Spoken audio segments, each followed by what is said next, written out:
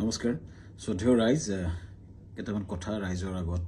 মুকলি কৰি দিয়াৰ কাৰণে কথা কোৱাৰ কাৰণে আহিলোঁ যোৱা কিছুদিন ধৰি আমাৰ মৰমৰ জুবিনৰ ঘটনাটোৰ পাছত চাৰিপিনে বিৰাট ৰাইজ দুখত নিয়মান হৈছে আমাৰো কাৰণে আমাৰ বুকুৰ আপোন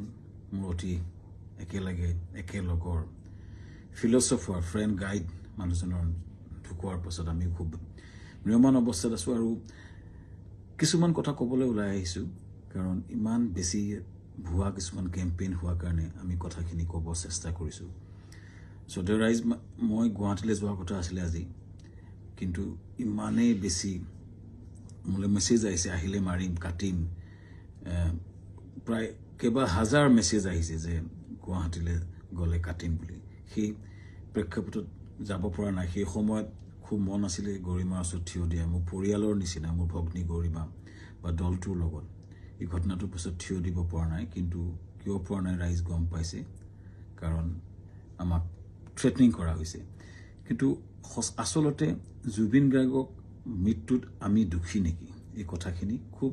কিছুদিন ধৰি ছ'চিয়েল মিডিয়াত কিছুমান ব্যক্তিয়ে টিআৰপিৰ আশাত মামাকে দোষী সজাই কেংগেৰু কোৰ্ট পাতি যে নিজৰ ডিগ্ৰী দিলে কিন্তু আচলতে কথাটো কি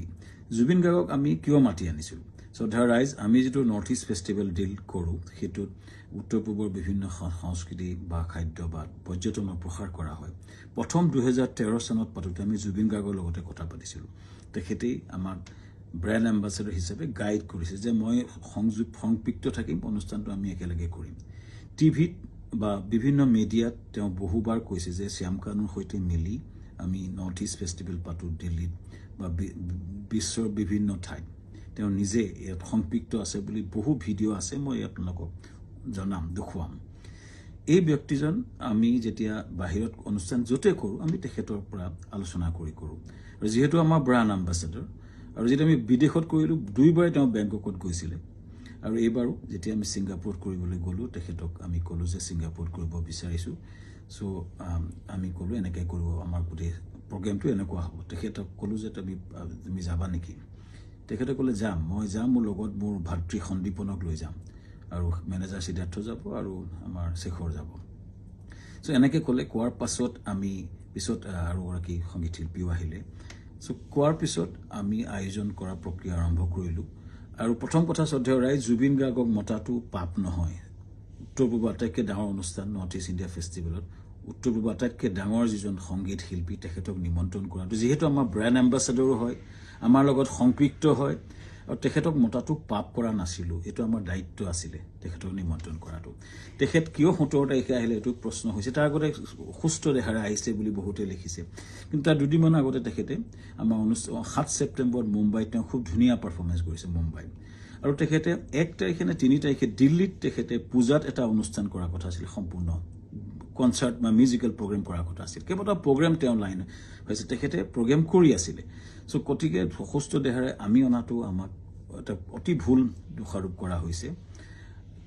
তৃতীয় কথাটো হৈছে তেখেতৰ 17 তাৰিখে এইকাৰণে আহিলে সেইদিনাখন ডাইৰেক্ট ফ্লাইট আহিলে কাৰণ কলিকতা হৈ আহিলে বহুত দীঘলীয়া হয় 19 তাৰিখে আমাৰ অনুষ্ঠান আৰম্ভ হয় চ' সেইকাৰণে 17 তাৰিখে গ্ৰুপ ফ্লাইটত তেওঁ আহিছিলে লগতে দলটো আহিছিলে আমি পেন পেচিফিক হোটেলত ৰাখিছিলোঁ আমাৰ য'ত অনুষ্ঠান হৈছিল তাৰ লগতে চানটেকৰ লগতে পেন পেচিফিক এখন 5-star হোটেল সকলো দলটো আমি ৰাখিছিলোঁ ভালকৈ ৰখাৰ চেষ্টা কৰিছিলোঁ আমি তেওঁলোকক কথা পাতিছিলোঁ যে তেওঁ কৈছিলে আমি অলপ জিৰণি ল'ম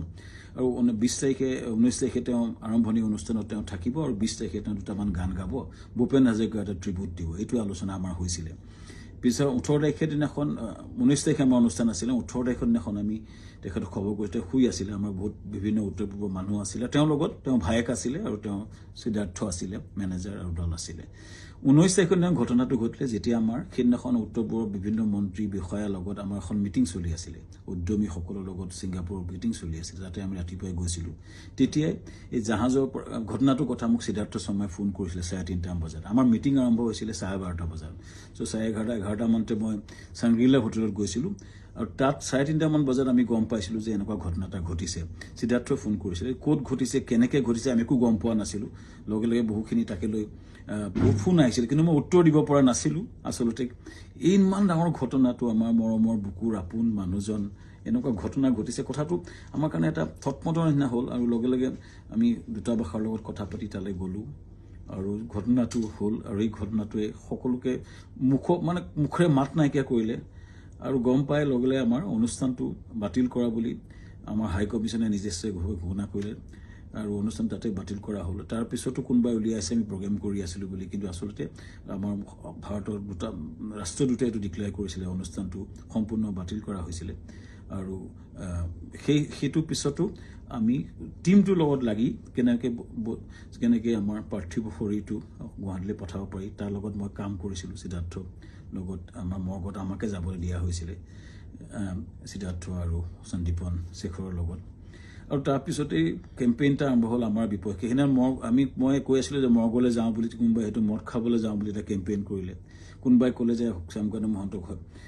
ধৰি হত্যা কৰিব লাগে এনেকুৱা ধৰণৰ কেম্পেইন আৰম্ভ হ'ল আৰু এটা ভয়ানক আমাৰ বিপক্ষে এটা কেম্পেইন শ্ৰদ্ধা ৰাইজ এটাই মই ক'ব খুজিছোঁ যে আমি গোটেই প্ৰক্ৰিয়াটোত কোনো পধ্যে জড়িত নাছিলোঁ য'ত ঘটনা ঘটিছিলে তাত 12-13জন মান অসমীয়া সমাজৰ লোক আছিলে আৰু জুবিনৰ দলটো আছিলে যেতিয়া ঘটনাটো ঘটিছিল তাৰ বহু দূৰত আমি আছিলোঁ আমাৰ দলটো বহু দূৰত আছিলে চ' আমাক দোষাৰোপ কৰি এই প্ৰক্ৰিয়াটো কিয় কৰা হৈছে কেইজনমান ব্যক্তিয়ে ইচ্ছা কৰি এটা ডাঙৰ কেম্পেইন কৰি পেলাই আমাক বদনাম কৰাৰ বা হত্যা কৰাৰ প্ৰক্ৰিয়া যিটো কৰিছে শ্ৰদ্ধেয় ৰাইজ তাৰ এটা ন্যায় বিচাৰিছোঁ এতিয়া SIT হৈছে আমি খুব আদৰণি জনাম যি প্ৰশ্ন হয় উত্তৰ দিব বিচাৰিছোঁ কাৰণ আমাৰ ফালৰ পৰা আমি ক'বলগীয়া কথাখিনি আমি ক'ম আমি আদৰণি জনাইছোঁ সঠিক তদন্ত হওক কিন্তু এই যিটো ঘটনা ঘটিছিলে জাহাজখনত বহু দূৰত আমি আছিলোঁ আৰু আমাক সেই ঘটনাটোৰ সময়ত এই যিকেইজন ব্যক্তি আছে তেওঁলোকে তাৰ কথা ক'ব পাৰিব কিন্তু আমাক সেই ঘটনাটোৰ সময়ত আমাক সম্পৰ্কে কোৱা আমাৰ একচুৱেলি আমি নাজানিছিলোঁ কিন্তু এটা কথা হয় এই যিটো ঘটনা হ'ল এই ঘটনাটো আমাক সম্পূৰ্ণৰূপে বিধ্বস্ত কৰিছে আমাৰ জুবিন গাৰ্গ আমাৰ কাৰণে আছিলে সাহস জুবিন গাৰ্গ আমাৰ আছিলে ব্ৰেণ্ড এম্বাছাডৰ জুবিন গাৰ্গ আমাৰ অনুষ্ঠানটোৰ মূল হৃদপিণ্ড আছিলে হৃদপিণ্ডজন যোৱাৰ পাছত আমাৰ যি অৱস্থা হৈছে গোটেই দলটোৰ আমাৰ গোটেই বিধ্বস্ত অৱস্থা আমাৰ সকলোৰে আৰু ইয়াৰ পাছত যিটো আক্ৰমণ হৈছে আমাৰ পৰিয়ালৰ ওপৰতো আক্ৰমণ হৈছে ফেক ভিডিঅ' ওলাইছে ফেক ফোন কল ভাইৰেল হৈছে ইমান জুবিন গাৰ্গে এই অনুষ্ঠানটো নিজৰ বুলি আগুৱাই লৈ গৈছিলে তেওঁ অনুষ্ঠানটোৰ গুৰুত্বটো বুজি পেলাই নিজকে আগুৱাই লৈছিলে আৰু সেইজন ব্যক্তিৰ স্মৃতিত